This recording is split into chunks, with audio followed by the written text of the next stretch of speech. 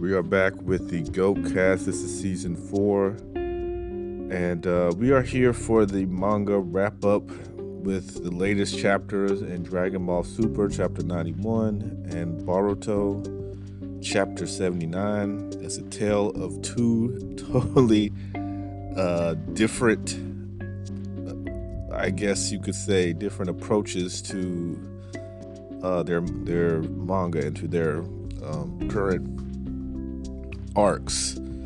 So if you listen to this on I'm sorry.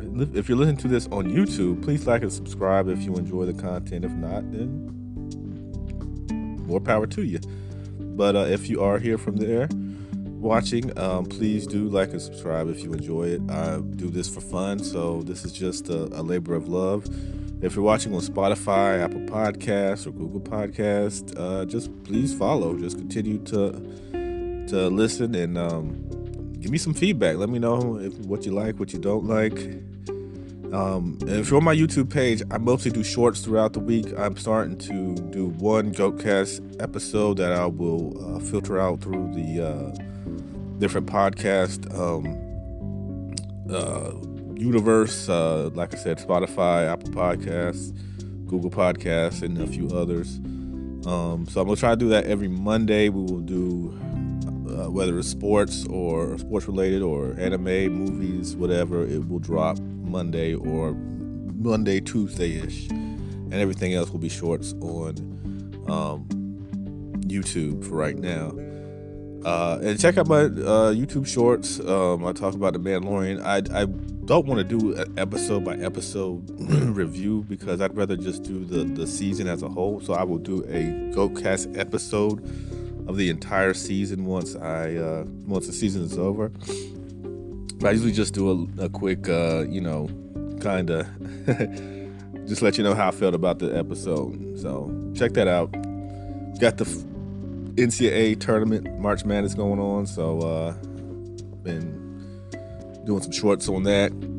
I'm sure everyone's bracket is busted, so I only have one team in the Final Four left that I picked, so it's just not good, not looking good. Big surprises this year. So with all that said and out of the way, let us go into these mangas. Now I'm gonna start with Dragon Ball Super. This is chapter 91. This is excuse me, the beginning of what we saw in the movie theater, Dragon Ball Super Superhero. So this is a retelling of Superhero. If you've seen it at the movie theater, I'm sure you're not pressed to hop into the manga just to see pretty much the same thing. There's a few added, that's the good thing about manga. Sometimes when you do translate that over into a manga, you can add a little bit more depth to it, and they added a little bit more depth to it, but nothing groundbreaking. I'm not going to recap the whole chapter. It's basically the first, the first 10 minutes of the movie or so. We get the backstory of the Red Ribbon Army coming back and them wanting to get Dr. Hito, the reason why they need Dr. Hito. And we get a lot of, which this was what really took me out of this chapter, is we get excuse me, Piccolo, who is my favorite Dragon Ball character. We get a lot of Piccolo just being a babysitter. He's picking up Pan. He's, it shows where he begins his journey of training her, which I guess is kind of cool because he's training her similarly, a little more delicate than he was with Gohan back in Z. But he's taken on the task of training her because she wants to be a superhero like her brother, well, not her brother, but her uncle, like Goten, because they had that little mini arc with them being the new Saiyaman. Of course, Gohan was, and she heard the stories of them, being heroes for the Earth. So she wants to be trained, and she wants to become essentially a superhero. So Piccolo takes on the task of training her, and we go through that montage, and then Dr. Hito gets out of jail. The Red Ribbon Army, Magenta or something like that. He's the son of Dr. Gero. They have that picture and that little explanation of, you know, Dr. Gero and who we know now as Android 21. They had a child that essentially looks just like Android 16, who in turn had a child who was Dr. Hito, who is a prodigy much like Dr. Gero was as far as his intelligence, and he's maybe even smarter. So they're wanting him to create these androids that can be, and because Dr. Hito is crazy about superheroes, they're framing it that I guess Goku and his crew, the Z Fighters, are all villains, and they've come together to, you know, just to do villainous stuff. So he needs these androids to come to take them down. Excuse me. So that's where all that plays into. That's where all that comes from, and then we get more Piccolo. Piccolo has a cell phone. Piccolo has a cell phone, and you have Adele and Gohan asking him if he can pick up Pan and all that stuff. And we do get the scene where Piccolo comes to Gohan because Gohan's so busy. He's like, you know, you got to, you know, you're getting soft basically, and you know, he goes to attack Gohan, but Gohan is able to block one of his shots, but then Piccolo just blasts him again and takes him out. So basically telling Gohan that he's soft. And from there we go to the scene where Gamma 2 comes in. So they do time skips throughout this chapter from Dr. Hito, from Krillin, and even Krillin's in there a little more than he was in the movie. Krillin, the police force is trying to bring down the Red Ribbon Army before they can, you know, rise up again. And they know about them wanting Dr. Hito, so once he gets out, they follow him. There's a little scene where Krillin basically faces Dr. Hito's little wasp thing that can gather information. And so he's in there a little bit. And then basically at the end, Gamma 2 comes out while Piccolo is in his meditation state, trying to train, and then they have a stare down, and that's how we end. Basically just retelling the movie. First part of the movie. Like I said, they added little tidbits in there to explain some things a little better. There was a little bit more involvement with Krillin, but other than that, it was pretty much the same thing. I hated how they used Piccolo. So if I was rating this, I'm not going to rate it bad because it wasn't terrible for, I guess, a beginning to an arc, but we've seen it. And if you haven't seen it, you know, you're probably a little underwhelmed by this chapter because it's not a whole lot happens. And it's a lot of story to it. So they're getting the backstory in now. So I guess we'll get the action next chapter because I'm pretty sure we'll get Piccolo versus Gamma 2. And I don't know how long they're going to have that. That was really a little short exchange between the two. But I think we will see some... hopefully we'll see some good action. If I was going to rate it out of 10, I'd give it, I guess, a 6 out of 10. It was what it was, and I don't believe that I wouldn't, if I was suggesting a manga for you to read right now, that would not be one of my suggestions. The new arc, it'll probably pick up, but I don't know how much I'm one of the few people that did enjoy Dragon Ball Super Superhero. I think I did a review on this channel. But with that said, I could see why people wouldn't be too excited. It's not it seems like just a way to bring Piccolo and Gohan back up to speed with Goku and Vegeta and those guys. So it feels like just a mini arc. And I guess that may be how they treat it. So, I mean, it's fine for what it is, but I wouldn't rush out. It's not something that I have to read day one to see what happens. But in contrast, let's move over to Boruto chapter 79. As we know, 78, things are escalating at a pretty quick pace for what we assume is going to be the time skip. And as you know, the anime will be finishing up. Boruto, I guess season 1, if you want to call it that, will be ending March 26th. So, and I don't know if they're going to finish the manga storyline because that only gives them 2 more weeks. And I think the last one, I haven't watched the last one that came out yesterday on Hulu, but it was, I think, it was something with code. So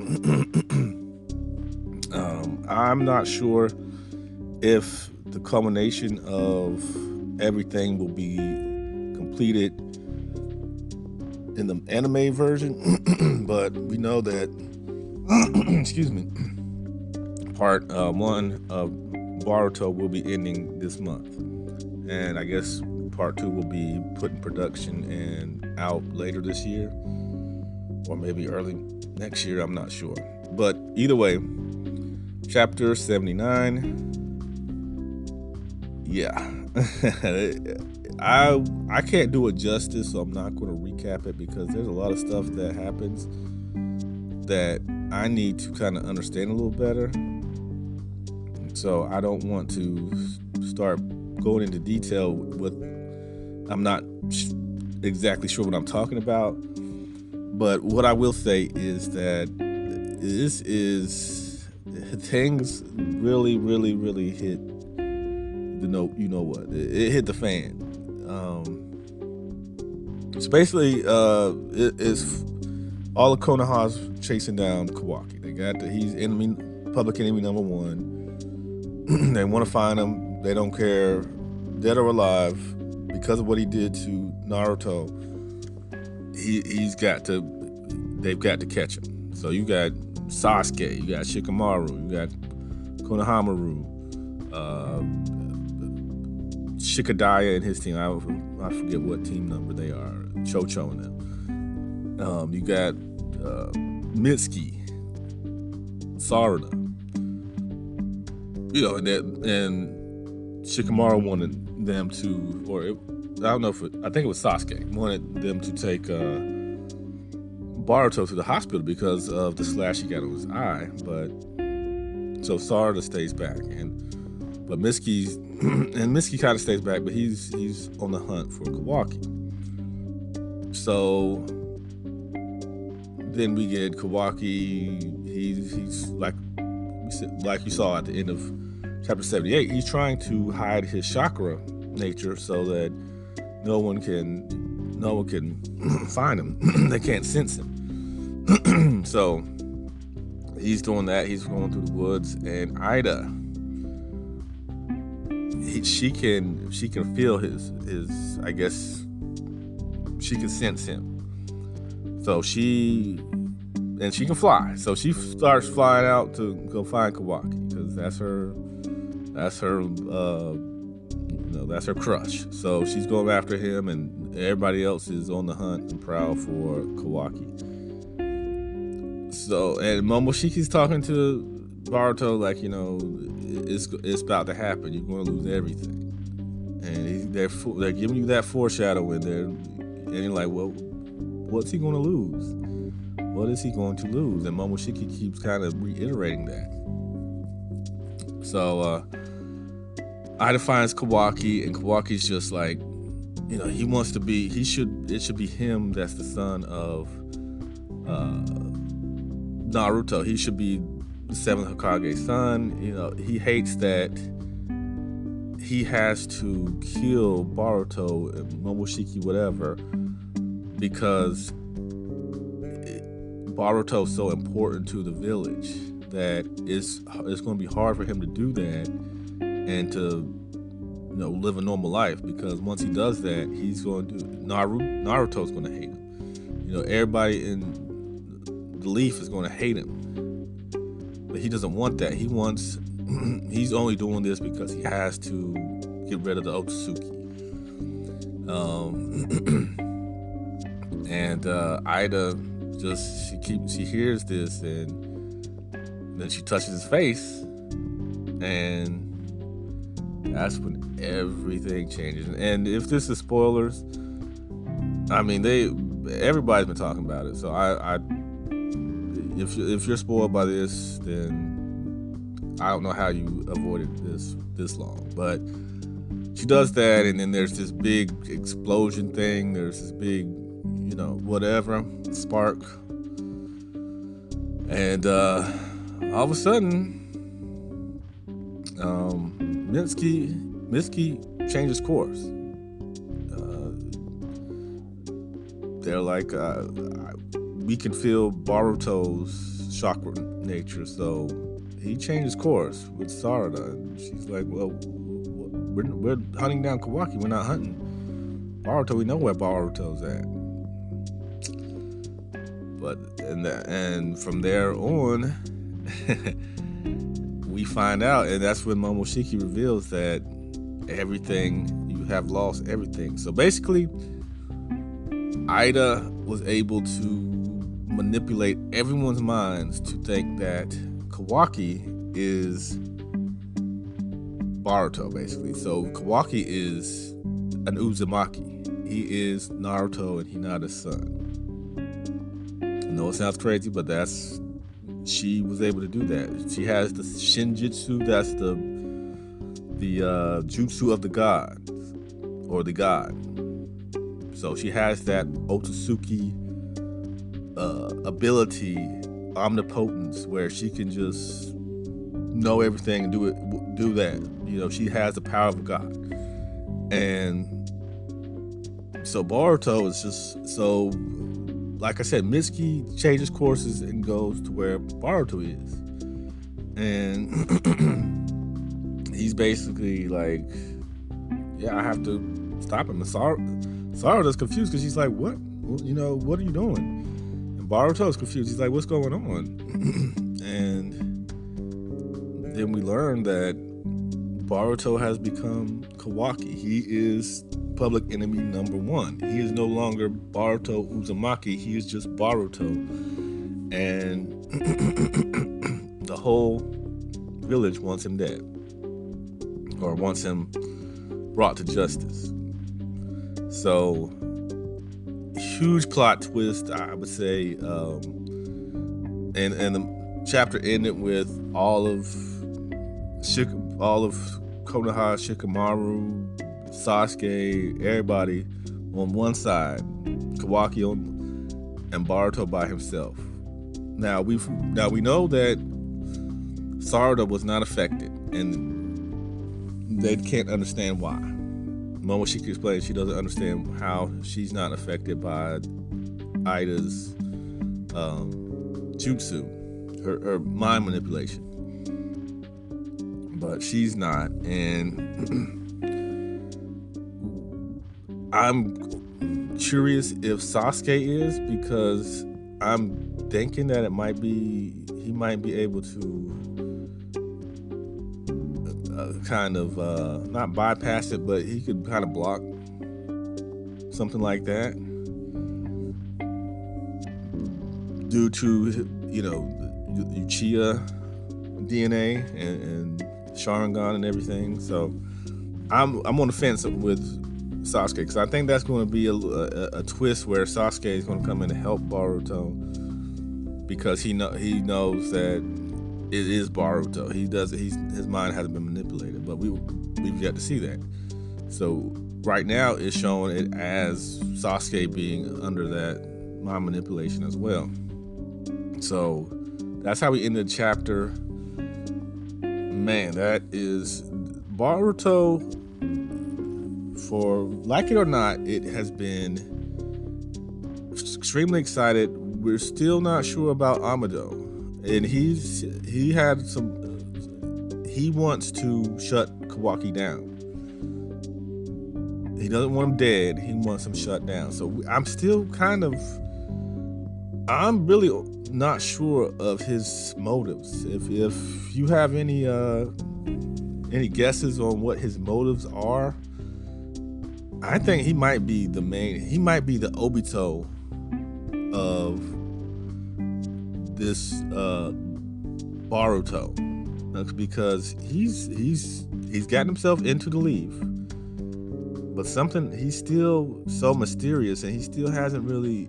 You get bits and pieces, and he wants to bring his daughter back, but something else is going on, and he of course he had to know about Ida and Damon and all those guys, and so something he's up to something. I think in the background he's plotting on something. What that is, I don't know yet, but this is fast tracking us to that scene from the beginning of Boruto where Kawaki and Boruto have a showdown with Konoha pretty much being destroyed. I'm guessing that maybe Code and his Ten-Tail army is going to come and just wreak havoc on Konoha during its weakened state. They have no Hokage. They still don't really understand the Otsutsuki stuff and the karma and all of that. So, it's about to be. I can't wait till April 20th or 19th or whatever day it comes out. I cannot wait, because I think this next chapter is going to be telling of where we're headed. I think the lines will be drawn. Will Sasuke be an ally to Boruto? Will he be an enemy? Will Boruto have to kill Sasuke or have to kill these other guys? And do we feel like Kawaki's a villain from this? Is Kawaki? But I was speculating that he's gone completely villainous. He's turned the corner.